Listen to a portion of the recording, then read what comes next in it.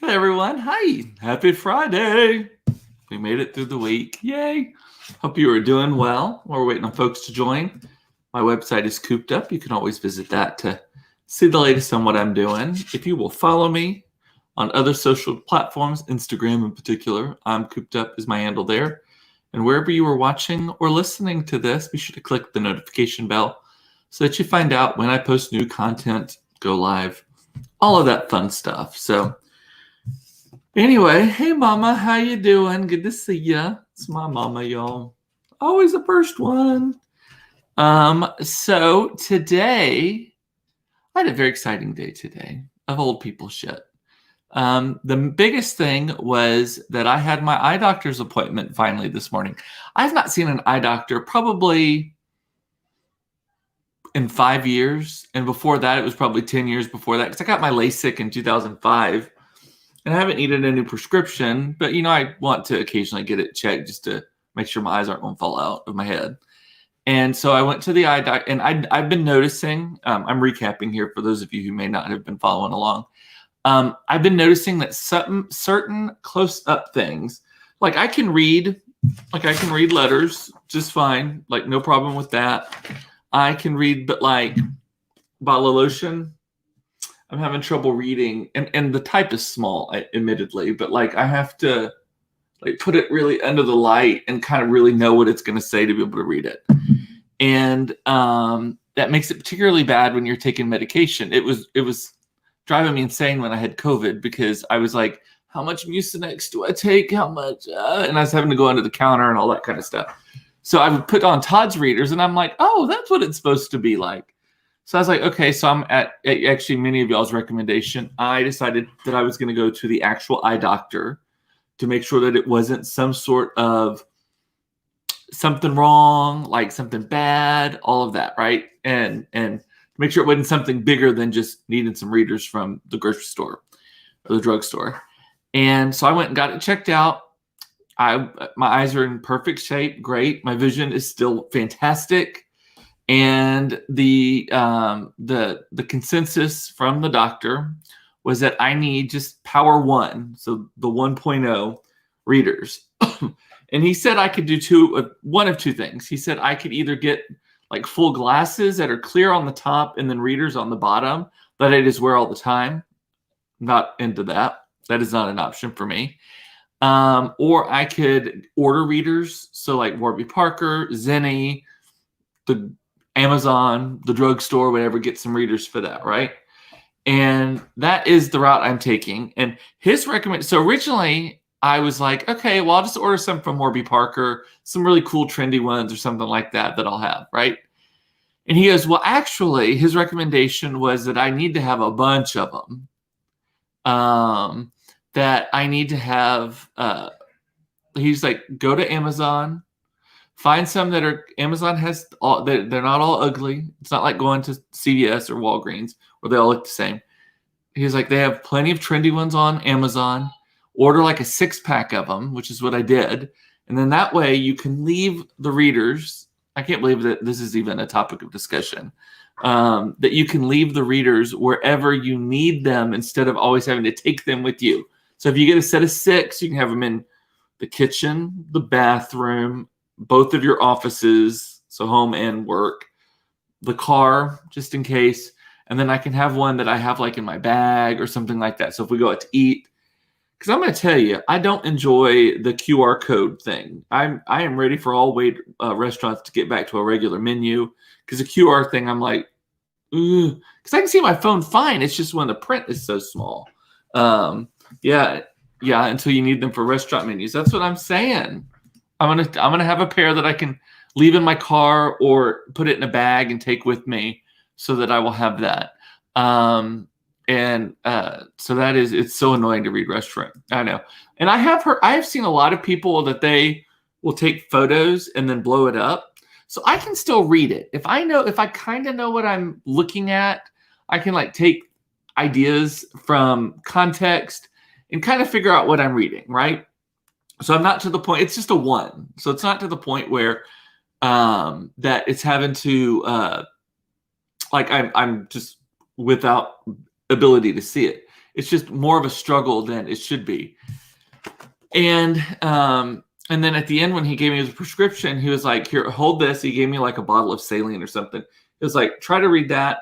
And then he put these lenses in front of my eyes, and it was like crystal clear. So, but he said he was very proud of me for being almost 47 years old and just barely needing them.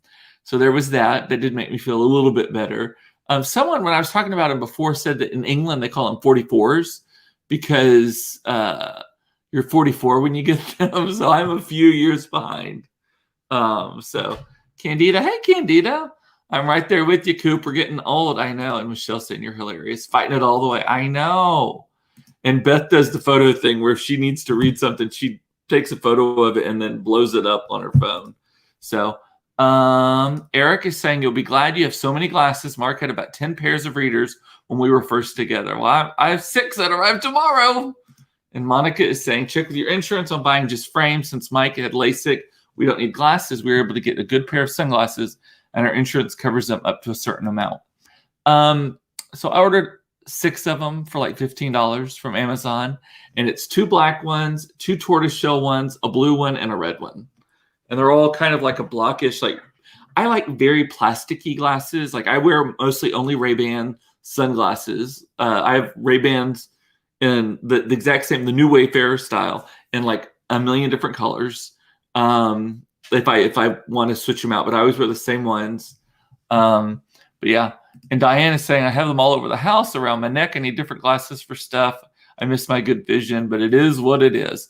Yeah, fortunately, I have very good vision. That actually was what I was worried about, is that that's why I went to the doctor, is that I have very, very good vision, like for everything, because LASIK is still holding up. I can read little boxes across the room. Like that's fine. It's just it's like instructions. Like I was making some sort of, I was using like an Italian dressing seasoning packet. I was like making that, and I was needing to see how much oil and water to put in the mason jar to shake it up. And because I like it in the mason jar better than that little carafe thing that comes with it. It just, for some reason, it mixes better. But I was like struggling to read that. And this is print that most people cannot read easily. So I think that most of the people that watch your show have readers, except for maybe Aaron. It's the old leading the old here. That's so funny. And Eric is still at school. So anyway, but that was my excitement for the morning. I did have to meet a plumber at our new campus for school because we're still popping leaks from the big freeze. So the plumber told me that they're still seeing pipes that are compromised from that freeze, because what happens is they'll pop a like a solder or something like that will be weakened, and you have to get it fixed. And then when you fix that, suddenly it pressurizes another point that was already weakened, and it does it. So yeah, that was my morning. Exciting. Plumber and optometrist. Luckily, both of them are very close to my house. And then I went to Walmart because I needed 2 things. I needed a shoe rack thing to put our Peloton shoes in, which, by the way, did y'all see Peloton drop the price of Pelotons today? So what I paid for a used Peloton a month ago is now what they're selling for new. Granted, mine came with other stuff. Mine came with the weights and the mat and 2 pairs of shoes and all that kind of stuff. So I think I still came out ahead, and it had only been used like 8 times total, but still. Which plumber Michelle is asking? Frank Smith. He is the best. He works in our area. Love it. And is Atmos not fixing anything at the church? There's nothing for them to fix at the church. I don't even think the church has gas. I think it's all electric. Maybe there's some gas actually, but there's been nothing. They're just using the parking lot and the lots around it, like without permission, by the way. Not a single person has asked to use any of that space, but I'm not going to get all bent about that. Are y'all getting flu shots yet? So I have seen people starting to get them. I have to get a flu shot every year. I'm one of those people who, if I don't get the flu shot, I always get the flu. But timing it is weird. Like I want to get it. I try to get it early enough where I don't get an early flu, but I don't want to get it so early that I end up with the flu in February. So I'm thinking I'm going to wait until the end of next month. Does that sound right to y'all? I know some of y'all have already started getting them and like the doctors are doing them, but so did I see Frank the plumber's ass crack? No, he is a plumber. He doesn't charge very much and he doesn't show you his butt. I like that. That's two things I like in a plumber. Monica's saying the Peloton has currently still only been used 8 times. Haha, kidding, 12. I have used it 6 times, and then I got COVID. And then Claire has been using it nightly. Granted, I had to go buy a dry erase board so we could write down what settings to put the seat on and the handlebars on so that we don't have to constantly be like remembering. And then I bought like a shoe rack to put all the shoes in. And I ordered a new pair of shoes that arrived tomorrow as well. Mine were like a half size too small. It was hurting my feet. But so anyway, Michelle usually waits until early to mid-September, which can y'all believe next week is already early September? Isn't the 31st of August like Tuesday? Next weekend is Labor Day. That's hard to believe. We're already getting my office, we take the Friday off and the Monday off. So next week is a 4-day work week. And then the following week is also a 4-day work week. And then we only have 2 weeks of school before we have our first fall break because our school has an extended schedule. Anyway, so okay, flu shots. What else was I going to talk about today? Did y'all see? Okay, file this under. This is a joke. I'm copying it from Todd's sister Nina. Tell me you're poor without telling me you're poor. Or tell me you're broke without telling me you're broke. That's actually what she said. Have y'all seen that this guy? So do y'all remember the Nirvana Nevermind album? That is from 30 years ago. It's celebrating its 30th anniversary like this year. Came out in 1991. And it is the photo of the little naked babies in a pool trying to reach for a dollar bill or something. The dollar's on a fish hook, I think.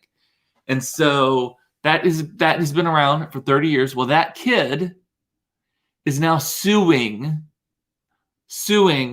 like everybody in Nirvana, Kurt Cobain's estate, the photographer. There's like 15 people that he's suing, and he's suing all of them, each for $150,000 for a settlement, or he wants to take it to court. And he's claiming it's child pornography, that it's sex trafficking, that it's exploitation of a child, all this kind of stuff. So here's my thing. So his parents, and by the way, he is not suing his parents. That is fishy right there to me. So his parents got paid for that. It was like a modeling gig. They got paid $200. It took 15 minutes, I think is what I read, to do the whole photo shoot. His parents were friends of the photographer, so he's suing his parents' friend, by the way. And this kid has this was a story in the New York Times today, is what Jody is saying. Diane doesn't remember. I bet if you Googled it, you would remember it's like an iconic cover. But and this kid on numerous occasions, and I say kid, he's like a 30-something-year-old man now, but this kid on numerous occasions has reenacted this photo over the years. Now he's worn a bathing suit. So he didn't have his little baby penis hanging out. But he's reenacted this. He even has gone so far as he has Nevermind, which is the album title, tattooed on his chest. So he has fully embraced it. Yeah, and he recreated it 5 years ago. He's done it multiple times, but most famously 5 years ago for the 25th anniversary. So, and didn't have his permission, he said. Well, he's like 1 year old. How do you get a 1-year-old's permission? His parents obviously gave permission, and they took money for it, $200, which is not very much money, but still. So your parents, that is the most telling thing about all of this to me. He is not mad at his parents. He is not suing his parents. They're the ones that gave permission. They're the ones that probably threw him in the pool. They're definitely the ones who cashed the $200 check or spent it on something. So I just find that whole thing fishy. And he's even gone to the lengths of, in some of these interviews, saying something like, can you imagine going around life And with everyone knowing what your little baby penis looks like. Well, they wouldn't know it was you if you didn't tell them. I wouldn't recognize that kid off the street unless he came up to me and said, hey, see my Nevermind tattoo? It's because I'm the kid on the cover. Oh, Hannah is saying he lives with his mom. Eee. Again, tell me you're broke without telling me you're broke. So it's just the whole thing is stupid. Makes me hate people. I just drives me nuts. So, anyway, I hope that he gets shamed and nothing happens with that. I cannot even imagine. And you know what? There's probably not a release that was done back in 30 years ago. They weren't all lawyered up about stuff like that. So there's probably not an official release. But I do believe that in court, again, I talk about medical time. I'm a legal expert now. This is news-ish. My general understanding of law and contracts, and this, because this has impacted my company, is that if you are asked to do something and you do it and you take money for it, that is consent. That is like you were okay with it. And maybe there wasn't a release that they didn't use the picture in any other formats, I don't believe either. I literally think it's just in the album and the promotion of that specific album as well. So it's not like they were using his image for all kinds of other stuff. So yeah. And Stuart's saying, I'm not sure he owned his likeness as a baby. Yeah. And again, we would not even know it was him. So don't go talking to me about sex trafficking and everyone knows what your penis looks like. First of all, if your penis still looks like that as a 30-year-old man, you got other issues. And maybe that's part of the problem. I hope I'm not on speaker, Eric, at your school. But yeah. I don't know. But he's reenacted the photo. He has it tattooed on his chest. He makes sure everyone knows it's him. I'm like, okay. There's all kinds of contradictions in that. Another thing that I have been seeing, so there's this thing coming up called the Great Resignation, right? The Great Resignation is where a lot of people are leaving their jobs now to go find other jobs. Some in the same industry, some not. It's basically going to look for greener pastures. People are saying they're quitting their jobs en masse because they want to be appreciated more, treated better. It's mostly like millennial types that are doing this. Go figure. But they are quitting their jobs en masse because they want to be more appreciated. They want better hours. They want better, right? All this kind of stuff. My question on that is, where the hell are you going to go? Where are you going? Because you're filling the job of someone else who quit for the exact same reason. So probably if there's a job opening, it's because someone resigned that job because they wanted greener pastures. And what happens when you get there and the grass ain't that green, right? That's what I'm wanting to know. And, that whole thing, and Eric Stuart's saying he's never been happier. I love working from home. So, my employees don't like working from home. The main reason I opened my office again is because they were asking, constantly asking, when are we going to reopen? Because they're all in one-bedroom apartments in the hip part of town, but it's expensive and you get this much space, and they didn't want to just be in there. They also want the socialization. So I opened the office. It's fine. So I origininly opened it, and then everyone was directly exposed to COVID. I was we're shutting it down again. And then I opened it about 6 months later. But Todd is indefinitely working from home, and he doesn't love it. He would like to go into the office. And I agree with him in the sense that there is a lot of kind of spur of the moment stuff that comes up that for ideation, if you will, that buzzword of ideas and stuff. But I don't know. But I hope no one quits at my company. I think I'm a great boss. We only work half days on Fridays. You can wear whatever the hell you want. I literally, if they work until 5:00 on a regular basis, I step in and I'm like, are you okay? Are you being overworked? Or is there something that I can take off of your plate? I'm like I said, I don't believe in that work hard, play hard thing. I'm like, let's work an appropriate amount and then go play on our own. So I'm a cool boss. Thank you. Now, I'm very direct. I'm a very direct boss, and some people that does not sit well with. I'm a very direct person, and sometimes I say things with sass, but it's always with love. Y'all know that about me, right? So I go in when I'm needed, makes me feel appreciated when I'm needed in person, Stuart says. I know, right? I would say the thing that if I have a weakness as a boss, it is that I do not show appreciation enough on a regular basis. I do not heap gratitude on people for doing the parts of their jobs that are in their job description, right? I'll heap praise on great accomplishments, winning something, going above and beyond, all of that. But I am not like, yay, you showed up.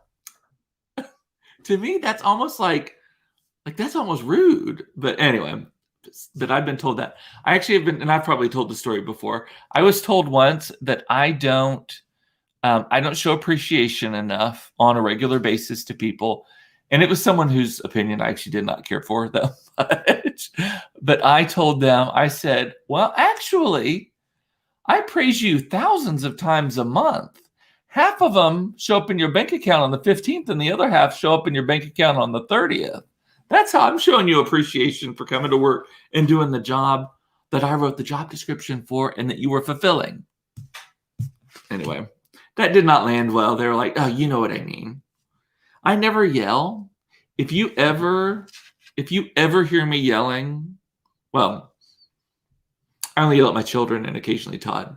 But if you ever hear me raise my voice in public, like it means some switch has been flipped and you need to run for the exits, because I pretty much keep my composure really well. And I'm more likely to cry than yell at you. But when I raise my voice, it's like everyone's kind of like, and I've actually been told by employees, they're like, we wish you would just yell at us sometimes, because sometimes you not yelling at us feels worse. Your quiet disappointment, or and I don't hold grudges. I don't hold grudges. Like it's a pain in the ass for me to hold a grudge. So I don't stay mad. I move on, start singing, smiling again, and all that kind of stuff. But there are times where people know that I am unhappy with something that has been done. And I've also been told many times by those people, we wish you would just yell at us and get it out instead of that. So disappointing. Quiet disappointment is a very effective management tool. It works. That actually was not on my list of things to talk about today. And what else? Hurricane Ida is coming. Y'all seen this? So it's hitting Cuba right now, and on Monday it's going to hit New Orleans or Louisiana generally as a Category 4. They think it's a 1 right now. They think it's going to strengthen to a 4. As of like 45 minutes ago, they came out with the 4 o'clock report. But here's the thing: it's going to hit Louisiana and then just veer away. Texas doesn't think it's gonna. They don't think Texas is going to get a drop of rain from it or storming or anything. So I don't know how I feel about that. I like rain. And I love thunderstorms. Todd does not. Todd hates rain and he hates thunderstorms, but I do. I love them. I'm the person that if there's a tornado siren going off, I go out into the front porch and say, where? I don't think I have ever taken shelter ever for a tornado. The other thing is I literally have no idea how my dogs feel about storms. I'm assuming that they're okay. I've never heard any of our dogs whining or anything like that. So Michelle is drinking wine at Barbara's Pavilion with her earbuds in. First of all, Barbara's Pavilion is the funniest name of a bar ever. Barbara's Pavilion, for those of you who don't know, is the gay bar here in Oak Cliff where I live. It's the only gay bar in this part of town that I know of. And it's is it like a strip center or something? I think it's like an old medical office or something. They have karaoke twice a week. That's the only place in Dallas I've done karaoke in recent memory. But Barbara's Pavilion, it just sounds so, that name just cracks me up. So, what else was I going to talk? You have any questions? The only other thing I had on my list is Dancing with the Stars announced their cast in the last couple of days. And YouTube star JoJo Siwa, who, if you have children, you know who that is. If you watch YouTube, you may know. And if you shop at Target, you may have seen her. So she is this like glitter and rainbows and all that kind of stuff. And so she recently came out as lesbian. No, actually, let me take that back. She did not come out as lesbian. She came out saying that she is part of the LGBTQ community. So it didn't specifically say that how she, like what her identifier is, but she is going to be dancing on Dancing with the Stars, the 30th season, by the way. I cannot believe that this is the 30th season of Dancing with the Stars. And she's going to be the first same-sex dance partner. So she is going to be dancing with a woman on Dancing with the Stars. People are losing their goddamn minds. I kid you not. I'm like, okay. They're like, it's inappropriate for the children. Two women dancing to whatever. And it's not like, and it's not even, it's primetime dancing. It's not even like saucy. It's just standard dances. The mambo, the tango, the foxtrot, the quick step, all of that stuff. She's going to look like bubblegum on there. Well, she already looks like bubblegum. She is. I am so glad that our kids totally skipped that phase.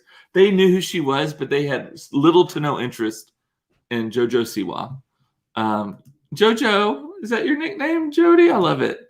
Have I tested negative yet? Yes, actually, I tested negative last Saturday. So I came out of quarantine on Tuesday, and I was still testing positive until Saturday, which they said that was totally normal, that those tests, you still have enough viral load. You're not contagious anymore, but you still have enough in your system that you're popping positives. And it was and I was testing daily, and it was on Saturday because Claire would not hug me until I tested negative. And when I told her it was, she sacked me, like tackled me with a big hug. She hadn't hugged me in over 2 weeks. And then I just bawled. I was crying. But and then Todd finally tested negative yesterday, I think. He came out of quarantine on Sunday. Sunday was his freedom day.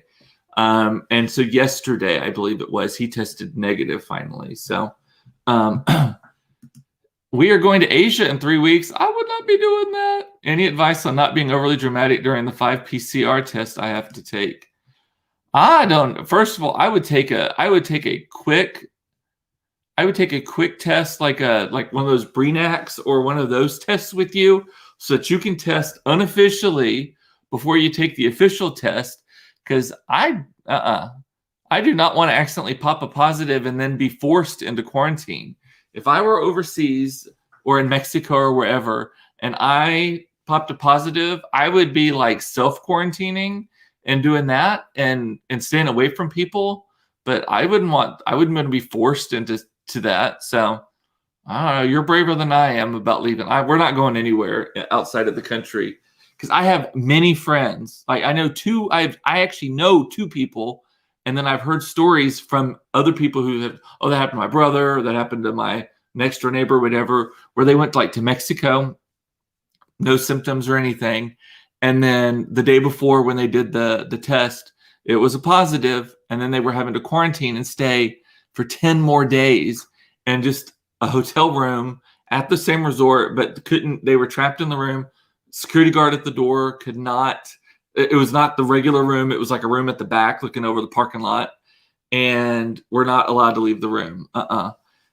Who pays for it if you were forced? Well, my 2 friends, one of them, some of the resorts are offering that as an incentive for you to stay there. They're calling it COVID insurance or something to that effect, or quarantine insurance, where if you go and they will pay for you to stay if you need to quarantine, but the other one had to pay for it himself, had to foot the bill. So and Stuart's saying I'm required to have $300,000 of insurance that covers COVID expenses. I know. So Jody, you gave me a compliment. Where's the compliment? I missed it. Oh, that I look and sound good. You look good and sound great to be post-COVID. Coops is back. Yeah, really the only thing that I have is the lingering fatigue, which I don't have at this very second, but it hits like I was sitting in a meeting yesterday doing nothing other than listening. All of a sudden, it just felt like I could like feel the energy just drain out of my body, and I'm like sitting there. But so if I were paying it, I would request a suite with a view and a balcony. They have specific. What I was told by my friend is that they have a specific area of the hotel, a specific hallway of the hotel that they move you into for those 10 days. Keep in mind, they have other people that have reserved rooms. They've got people coming in after you were supposed to leave too. So they have a specific wing of the hotel where they have a security guard station to keep people. No one's allowed to go up and down that hallway unless they've been cleared. You have to stay in that room, and there's other COVID people around you, not in the same room, but others around you. But yeah, so it was So first of all, if you're going for a quick weekend trip, test yourself before you leave, because Mexico doesn't require a test on the way in, but America requires it on the way back. Make sure that you're not already like positive and not knowing it on the way there, because I don't want 4 days to turn into 2 weeks, of which 10 of them I'm trapped in a room with just my iPad, shitty Mexican television, and room service that I may or may not, especially if it's an all-inclusive, room service is not great at those places. So, but thank you, Jody, for the compliment, by the way. Anyway, what else? So you're braver than I am, Stuart, more adventuresome than I am at this sort of thing.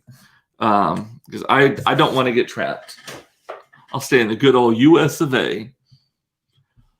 Alrighty, well, that's all I have. Do they have closed caption in Mexico? Mike is asking. So the times I've been there, they have a lot of English channels there because of the resorts and stuff. There is, but it's like basic. It's like 5 channels of English stations, and then a bunch of Mexican and they have actually a lot of Asian stations too, just because of the tourism. But I don't know. I mean, you could probably stream. That's the other thing. I don't know how you stream, because like the times I've been overseas and had like Netflix on my iPad or whatever, I have not been able to use it because I'm using I have an American account, and a lot of that stuff is not licensed for like European viewing. By the way, this is that bag I bought, the Mickey Mouse. See it? It's cute, and it's actually not overly pursy. Like I can wear it like that, not like that, but like that. I'm not gonna stand up because look. I'm gonna have it for when Monica and I, God willing, are able to go to Disney World together in the spring or late winter. That is going to be my hands-free bag for stuff. So watch a lot of Days of Our Lives in Spanish. So you come back knowing all of Marlena in Spanish. I think that's Steamboat Willie. It is actually Keith Haring's. It's Keith Haring's It's the Coach's collection of Keith Haring interpretations. That's what that is. They have a red one also, but I got the white one. Where's it? Exactly. I'm pretty sure that the original had that in it. I think they've cropped that out. So, alrighty. Well, with that, I'm gonna say bye. I love you. It's important to know you are loved. I love that you watched this. Thank you so very much. And I will see you next week. Have a great weekend. We're just hanging out here. And nothing else. I'll see you Monday at 4:30 for another episode of Cooped Up Live, should I say. Talk to you later. Bye.